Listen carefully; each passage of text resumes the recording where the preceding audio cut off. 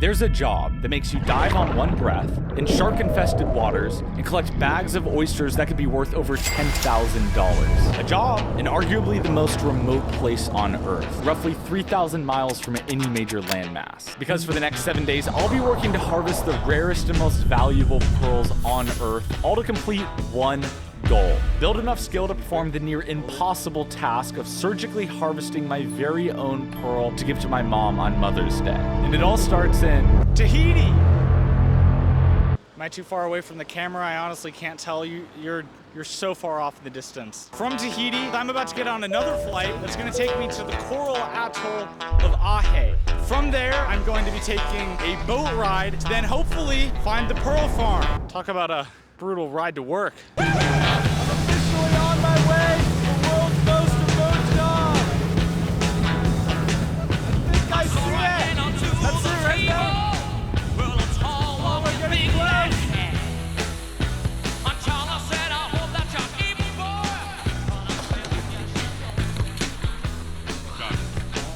After meeting Josh, Tavai, and of course Grandpa Patrick, I was told there's basically 5 main steps to harvesting pearls. And for the next 5 days, I'll be completing every step necessary to not only harvest my very own pearl, but survive the world's most remote job.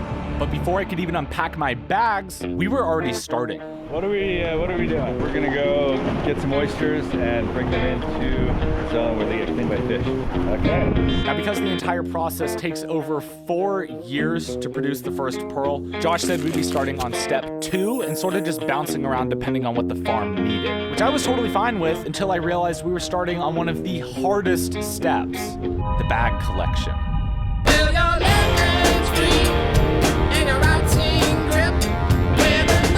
The goal is simple. Take a deep breath, dive 20 feet down, untie the oyster lines and drag them back to the surface, all before you run out of air. Oh, and there might be sharks, like the deadly kind. Okay, so this is my first time any of the oysters out on the farm. Here's the lines down, Josh, and Davey. I still had so many questions, like what happens if I drop a bag? Like seriously, there goes 3 years worth of work lost in a second. Or if I run out of air, we're not using scuba gear. Or see a shark. There's no hospital. Oh, no.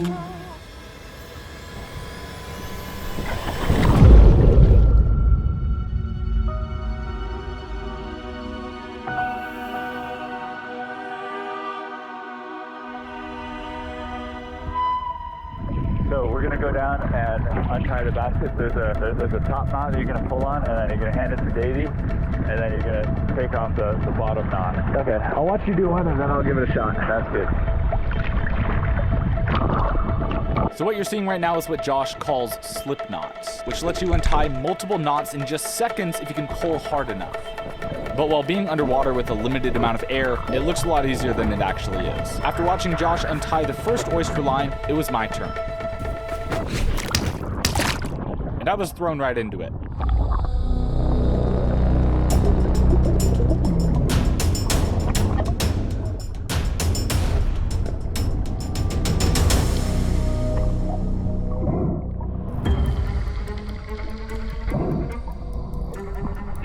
With limited time and running out of air, I couldn't for the life of me untie this knot.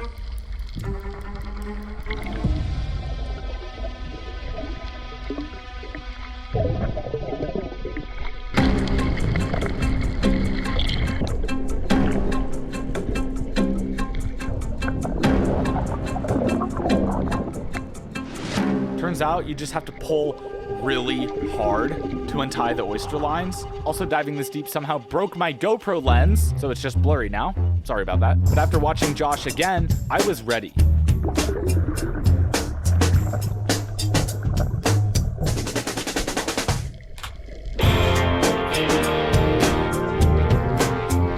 Not figured out, the first step in the pearl process is basically untying every bag on this line and handing them back to our man Davey on the boat to then bring back to the farm, starting our preparation for step 3, the fish cleaning process, where we take every bag that we've collected and hook them to a line next to the farm so that fish can clean them. And we now have to rinse and repeat that process 2 more times. So we're going back out to repeat the entire process again until we get the entire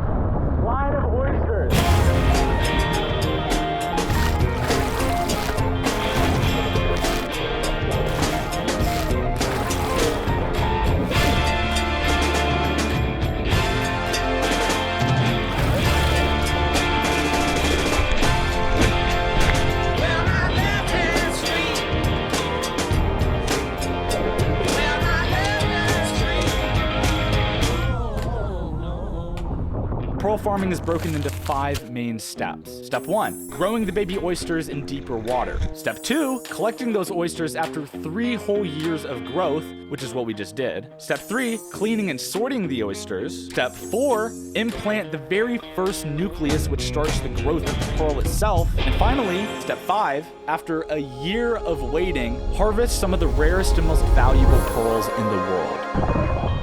And we're moving on to step 3, cleaning. Apparently for the last decade, Josh has been training the fish around the farm to actually swim inside the baskets and clean the oysters.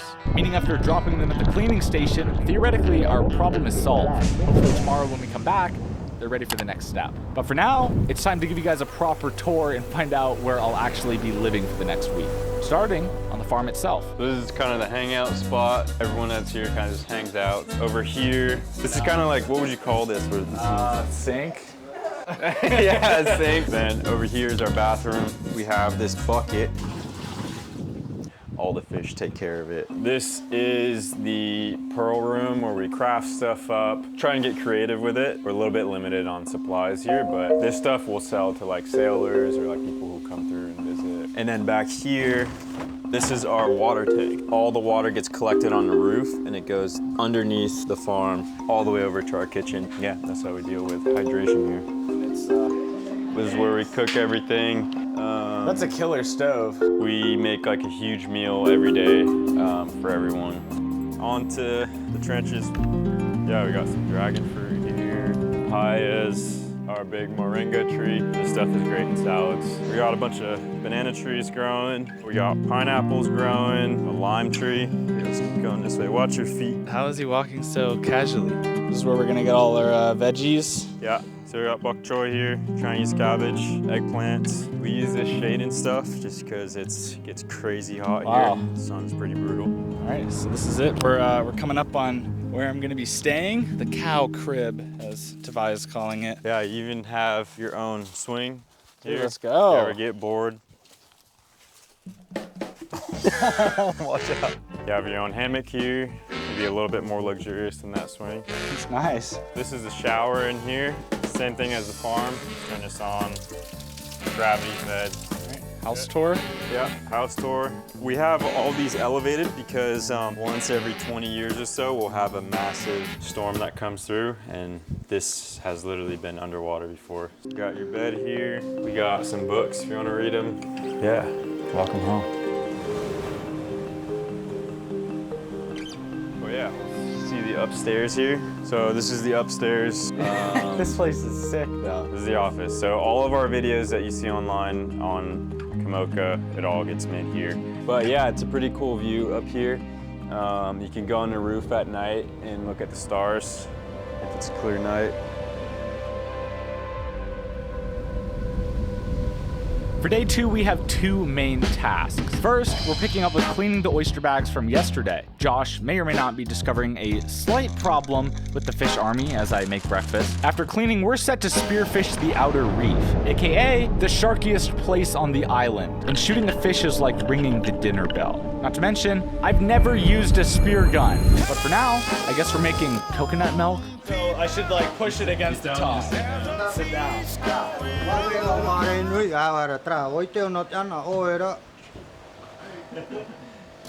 Grating all the white stuff off, and then we're gonna press that and turn it into coconut milk.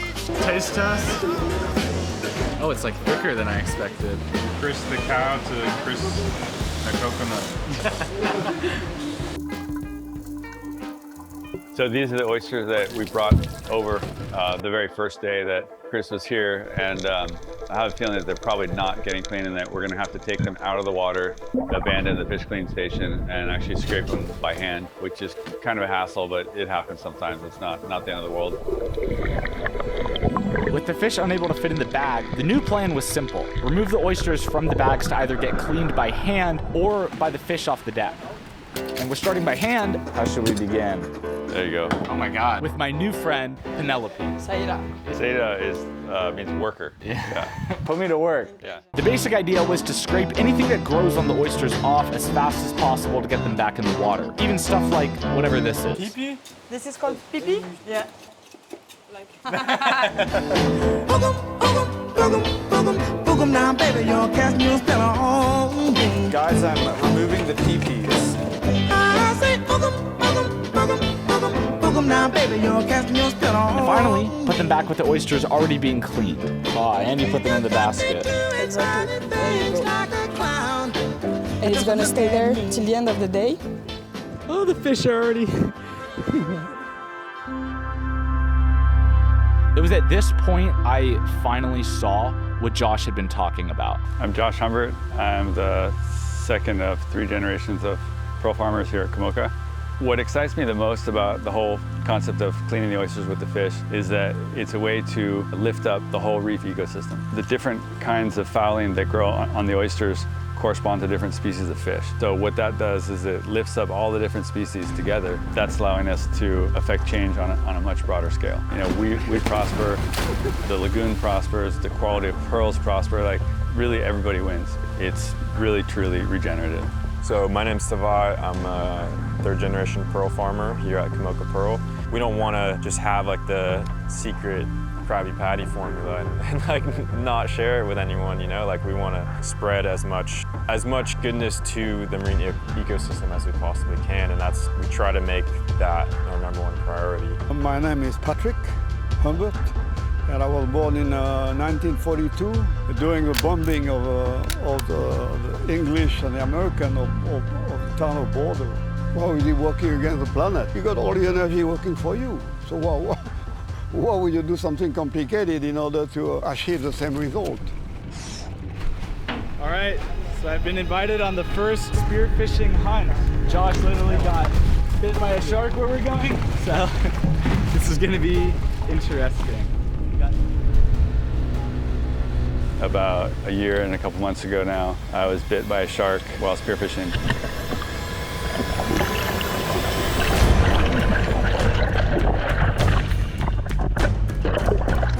Got my leg.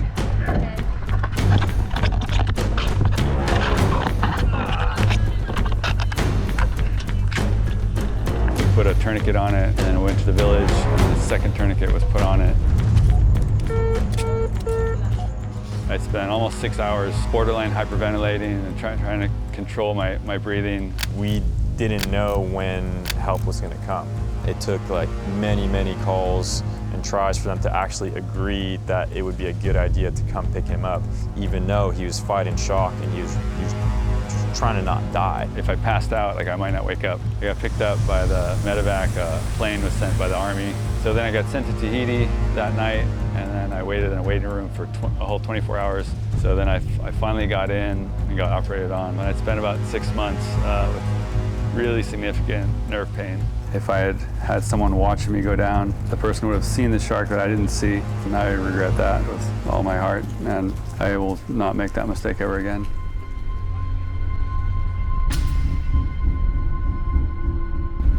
All right, this is where we're stopping. We're gonna drift with the wind and fish our way down. It's a little lumpy and bumpy. Just have to be careful to not get caught by a wave. Do you want to explain for the camera the strategy here so we don't get eaten? The strategy is we're buddy diving. You and I will dive together. When one is diving, the other is not diving or looking for fish, doing anything but looking at the diver. Yeah. And if there's a problem that arises, a shark or whatever, the person who's not fishing needs to immediately go and either fend off sharks or help with whatever issue comes up. While we get ready, I figure I'd tell you about Saily, the sponsor of this video, and an app that makes it incredibly easy to get reliable eSIM data in over 200 destinations. Push it in to take it off safety, or push it out? There's no safety. We don't. Oh, there's no safety. No, Okay, you don't guys. need safety. Look, you're good. Never pointed at your friend. I personally use Saily when traveling for all my videos, and literally with one download, you can get an eSIM that provides internet wherever you go and saves you tons on unexpected roaming fees. No need to download a different eSIM per country anymore.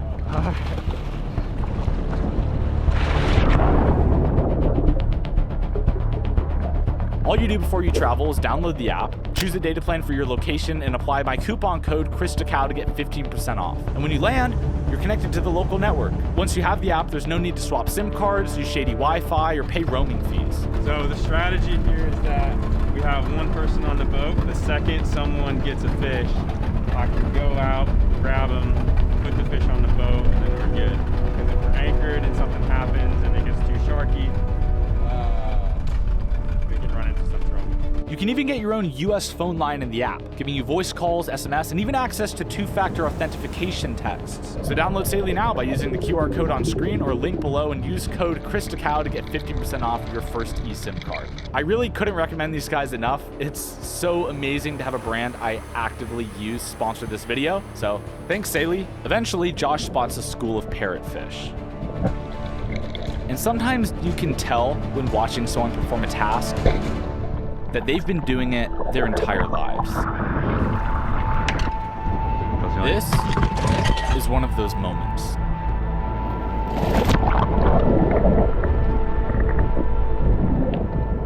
So just like archery. Okay, basically.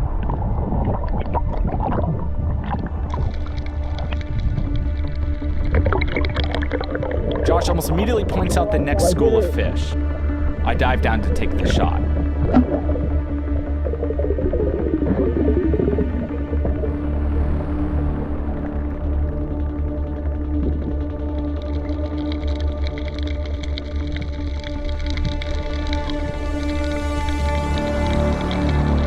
But not wanting to shoot the spear into the cave, I hesitate. Not to mention, we had a friend.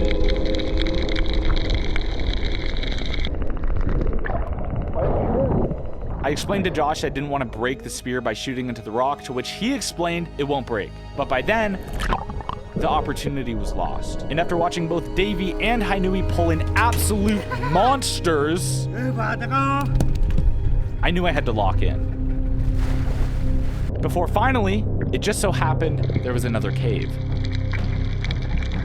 I check my surroundings. No more sharks.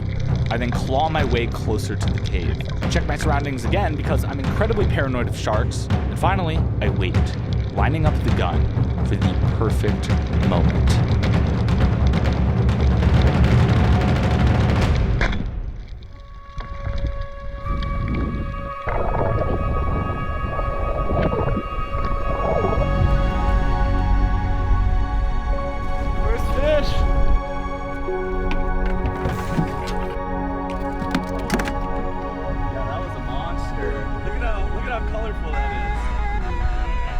This was just the beginning, because we're going after the grand feast. Josh then helps me load my gun because what am I doing here? I don't know. And after hesitating one last time, what are you waiting for? I don't know. I was on a roll. Wind me up, put me down, stop me up and watch me go. Hey, we're just like running forever. We kept looking, with Josh even pulling in what is apparently called a Napoleon fish. You know, like that French guy? I don't know, they kind of look similar. I think I was worried my fish weren't big enough in comparison to everyone else. Did you get big enough? Yeah. But Josh quickly reassured me. World's most remote job, world's best job. And you jerk it out. When you jerk it out.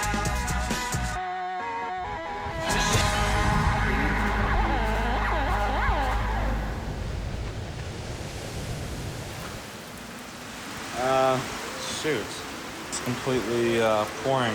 I cannot be late to work, but there's an insane storm. So here we go. Oh, Lord have mercy. It's currently day 3 on the world's most remote job. With steps 2 and 3 now done, it's finally time to jump back to the very first step of the process, baby oysters. What's up? The way it works is collectors, which look like this, are left in the open water where the oyster larvae then attach themselves. Our job is to check how many new oysters are growing and make sure nothing is broken. It actually looks like it's going to be pretty chill.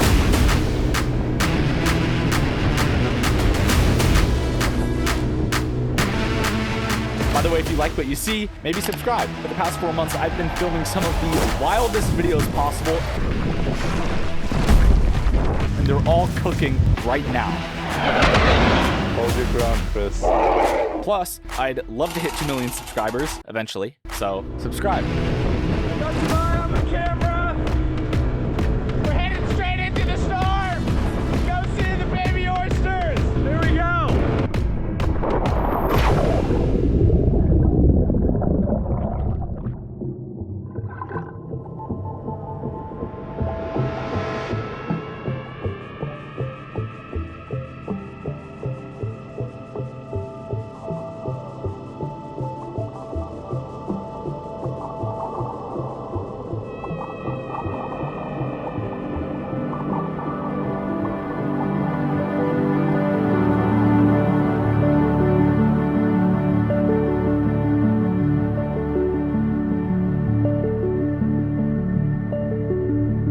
we saw that the lines were in fact not broken, which is always a bonus. Tavai then dove down to grab the first collector.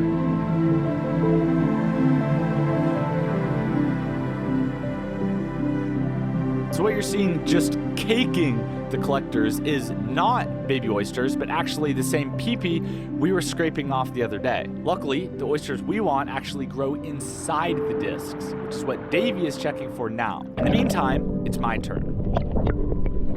Is there any specific one I should look for? You gotta clear off all the pee-pee, what we call it. Okay.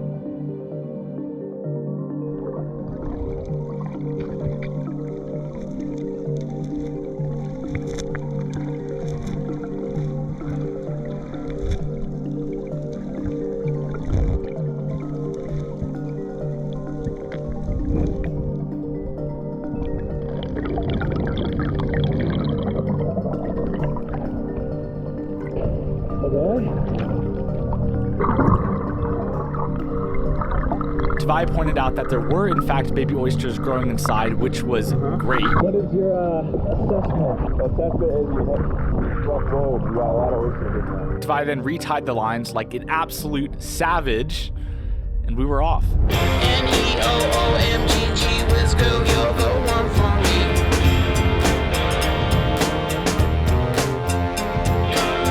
Though your man's bigger than I am, all my days he disagrees.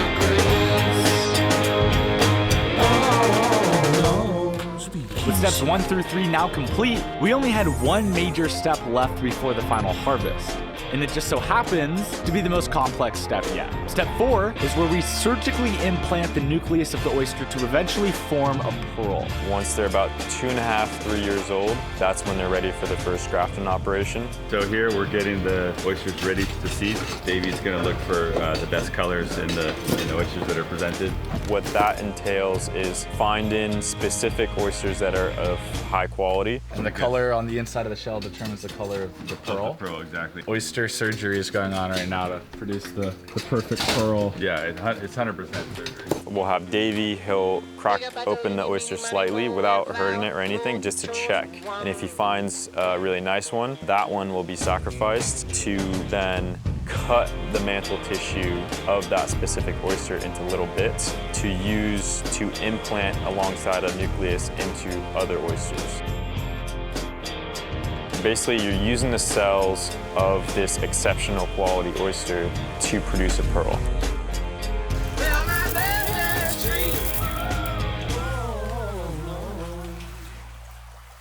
And so, yeah, I'm not doing that. I'll be saving my surgery for the final harvest. But I do still have a pretty complex task. And of course, Penelope will be our teacher. Our job is to take the oysters now holding the nucleus, restring them to the lines, and get them back in the water as fast as possible, starting with the strings. Penelope explained in order to retie the oysters, we have to carefully drill a fresh hole with this thing. This is the hole machine, and it's gonna. You wanna put it like very Straight down. Yeah, exactly. And that's a good spot. Once done, we space the oysters out, use fishing line to connect them, add a metal plate I stamped with the date, That's the date. and get them back in the water. After many rounds of this, It's backward. what? We were on fire. Yeah, it's good.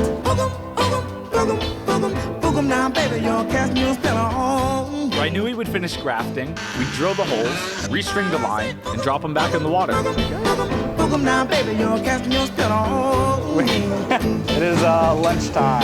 You got me doing funny things like a clown. Just look at me. I'd say what sets us apart most is just intentionality. If you're interested in jewelry, pearls are a really good one because by supporting a pearl farm that works in a way that supports the ecosystem, you are actively participating in the good of the ecosystem. We can see it on our farm. Science backs it up. Like, it's empirically good to support an ethical pearl farm. You should do a video when we put it, and you're underwater and you see all the fish going in the basket. Now, baby, you're casting your spell on me.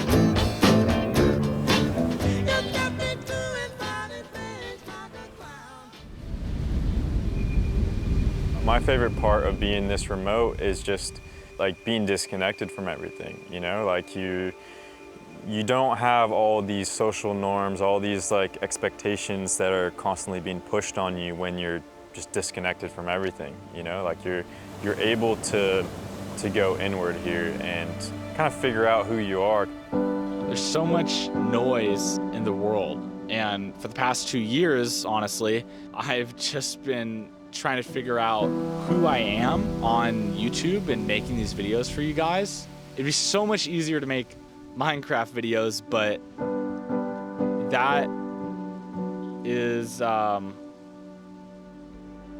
it's not the entirety of who I am. We are born free, and we are born to do what we want. We all have a gift, so it's up to us to discover the gift and go and follow our gift. That's it. And stay in happiness and compassion. You know. With every oyster now carrying the nucleus of a pearl, all that was left for step 4 was retying the baskets to the outer lines where they'd grow for the next year.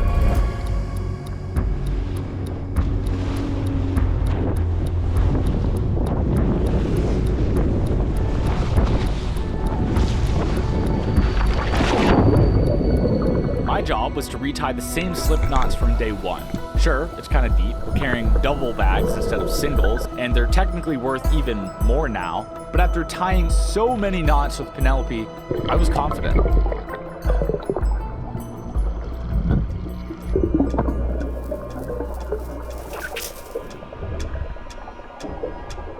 Hi, editing Chris. I cut so much out of this video. You hear that horrible rattling in Tavai's microphone? Oh, they're pissed. To the point where I actually made a second video. Subscribe for the labor. I'm trying this new thing where every video we make has a behind the scenes posted on Patreon, because stuff like this takes forever to make. Anyways, check it out, let me know what you think, and back to the video. So it turns out it was a different knot, or I forgot, because the knot wasn't knotting, okay? And I'm basically stuck down here while Josh is completely unaware on the surface. If I let go of the bags while trying to catch a breath, we lose 40 future pearls. I managed to claw my way to the surface, but these bags are dragging me down.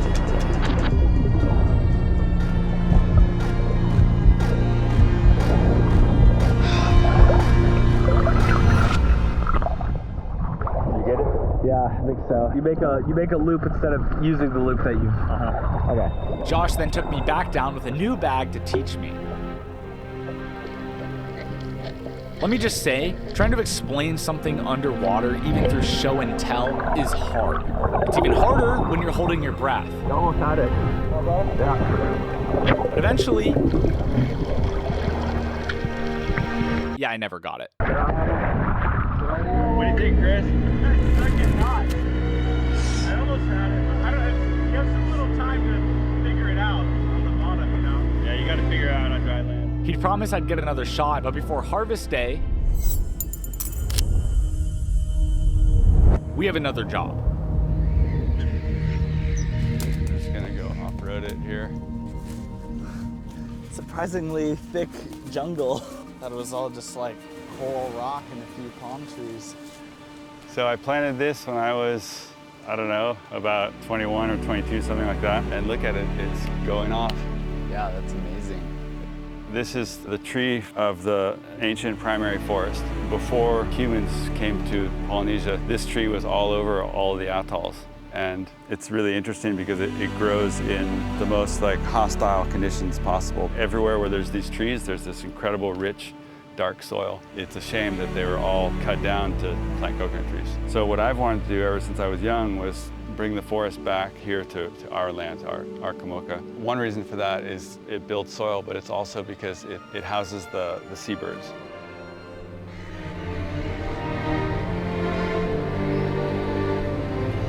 For the past 25 years, Josh has been planting trees just like this across the property. And he promised I would not only get to see one of the last primary forests, but I'd get to plant my very own tree in Josh's new forest. So what we can just break some branches off, take them back to the farm, stick them in coconut husk. These are my planting pots. 3 drain holes, 2 eyes in the mouth, put some dirt in it, and then root them out. And that's kind of it. Josh showed me if we prep these cuttings in soil now, we can have saplings ready to plant by the time I leave, just like he planted when he was my age. We'll plant a Chris tree, and then you can come back and check it out in 30 years and see how big it is. Meaning there was only one step left.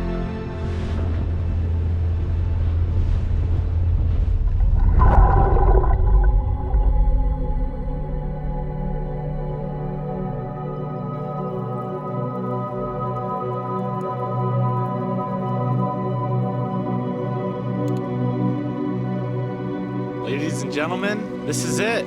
Today is the final day. Today is harvest day. I'm incredibly nervous. For Harvest Day, we have 3 main activities. First, we have to carefully open each oyster just like last time, except now I'm the one doing it. And then pry it open a little bit. Second, we have to learn the exact procedure necessary to surgically harvest the very first pearls with Josh. And third, use every skill I've learned from Josh to sit in that chair and harvest my very own pearl to give to my mom on Mother's Day. Now, to open an oyster, Tavai explained you have to perfectly find the center. The only tricky bit, it's nearly impossible to see. And you want to be really careful because if you don't get the center, you're going to push in, you're going to slide to the side, you're going to like mess your hand up. You want to try this one? You grab it like that. Just be like gentle with it, and you can kind of feel when you're getting the middle part. How hard do you gotta push? You got to push a little hard sometimes, yeah. Oh, you got it. Nice. First try. And then put it down like that, and then pry it open a little bit. A little deeper. Okay, good. Nice. Let me see. Perfect. Dude, let's go. Cool. Well, let's finish all these, and then we'll get them to our grafter to start harvest. And with Tavai finishing up, Josh was prepping for surgery. So what we're gonna do today is we're gonna get Chris in the grafting chair and kind of give him a sense for what it is that we do in the oyster. Okay, so here what I'm doing is I'm gently cracking the oyster open. You can actually see the pearl right there. See that thing right there? So it's really important that I not open it too wide. If I open it too wide, I can hurt the adductor muscle. And if I tear that, then it'll die. We get lots of people that are asking, oh, can I come and harvest the pearl or whatever? And the answer is always categorically no. And the reason for that is that the oyster's life is precious, and it's important to us that the oysters not be mishandled. And it's really easy to do the wrong thing and to make a slip up and the oyster dies. The chance of you doing something wrong in there is really high. It takes a lot of practice to be able to hold the tools properly and know how much to push the knife. And it's going to go in, go inside, it's just above. Roll. Hold the incision with the hook. Boom, pearl pop shot. Dude, it's a pretty nice pearl though.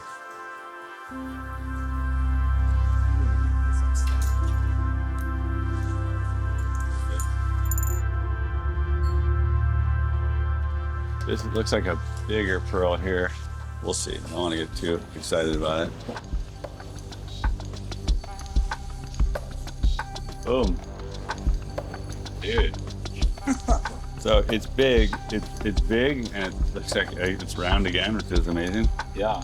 But the luster is really low, so we won't second craft it.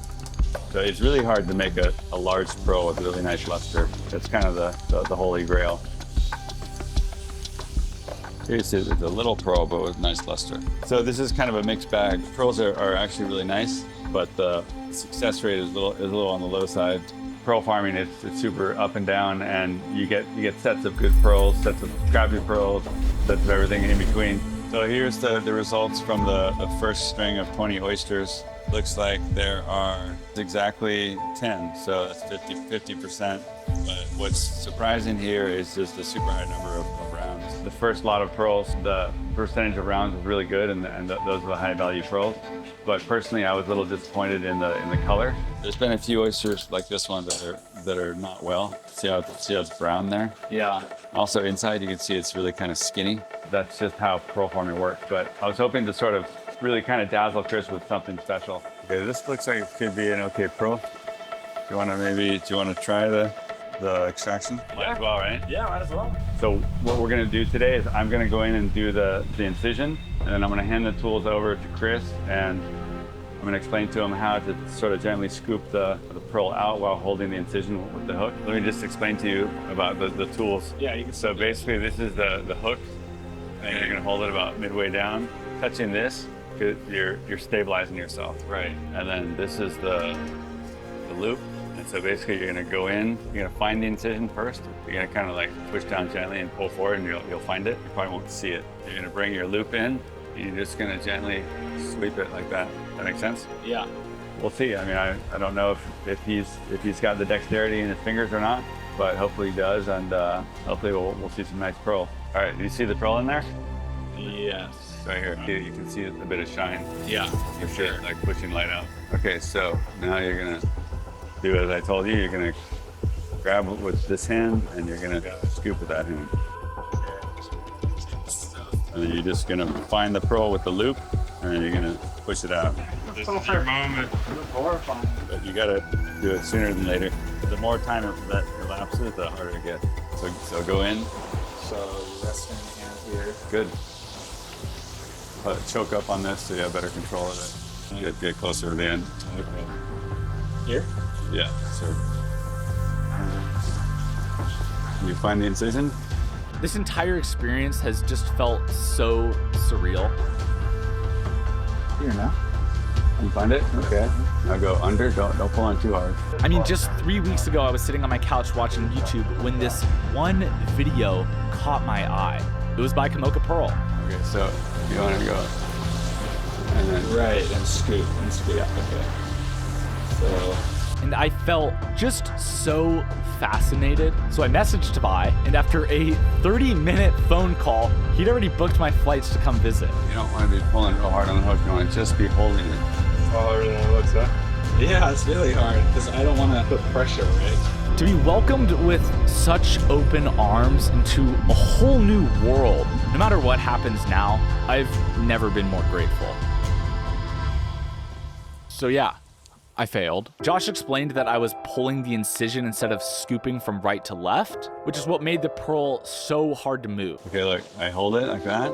Right. I'm not pulling on, I'm just holding it. Just holding it so you can so you know where it is. And you go under it and push towards the top. Luckily, I had one more shot. Feeling ready? I was swooping, like trying to go like this, and you need a swoop. So the This way. speed is important too, to like get right in there and do it right away, because the longer you wait, the more it contracts and the harder it becomes. You ready, Chris? Yeah. As ready as I'm There you gonna go. be. You got this. Visualize success. All right, here it is. So, find the incision quick, hold it.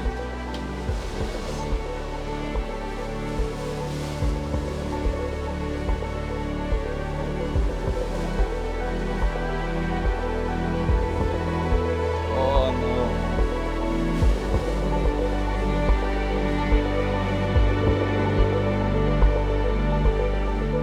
Oh.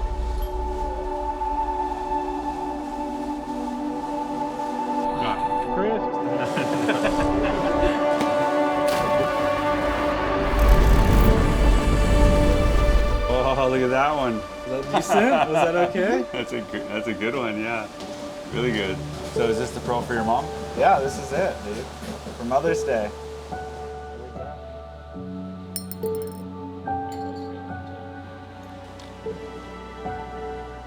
Boom, and you did good. You didn't tear the incision. That was sick. That was really good. Oh, yes, okay. But Josh had one other batch to check on. We have some other oysters, some bigger second graph oysters that are just about ready to harvest. I grabbed a couple oysters just to have a little peek to see what we might have in store. So check this pearl out. This might be a nice pearl. Oh, no man. way. And this pearl came out, and it's a really rich green color, a really special pearl.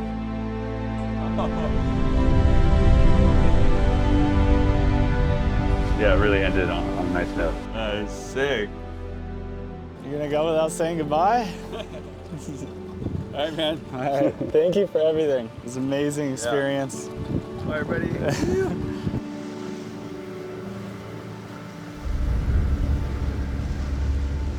On top of finally tying that knot, we still had one final stop. It's pretty rare overall. Yeah, not every island has honey. This is what most of the Tuamotu Islands used to be. This forest is thousands of years old. It's been here forever. You will not see this where the pearl farm is. It's like rich, real soil. This is one of only 4 Tuamotu primary forests left on planet Earth. There you go. And it's Josh's dream to bring them back. Okay, careful. Just set that down. There you go.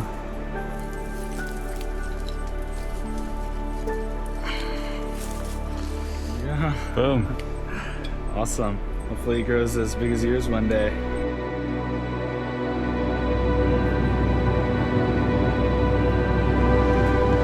Yeah, we wanted to share this with you as just a reminder of your stay here. That's incredible. Thank you so much. Yeah, no worries. That means so much to be here.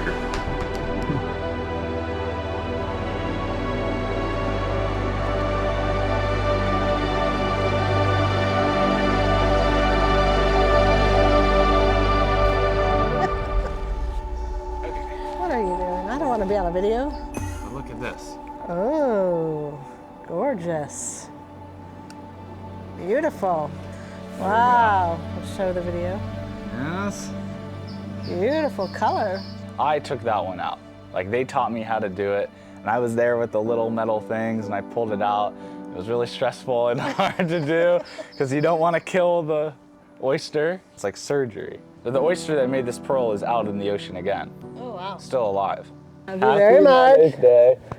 And I missed you, and I'm glad you had this experience. Not just for me. All thanks to you, No. in a way. Not really. No. Well, You're making it happen. Yeah, but you're the reason you supported me, you know, to let Well. me do YouTube and everything, so.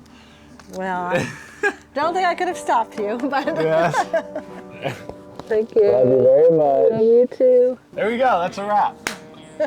I guess. If you guys like pearls like I do, maybe get some jewelry. You can check out Kamoka's website below, and also maybe tap this video. YouTube thinks you'll like it.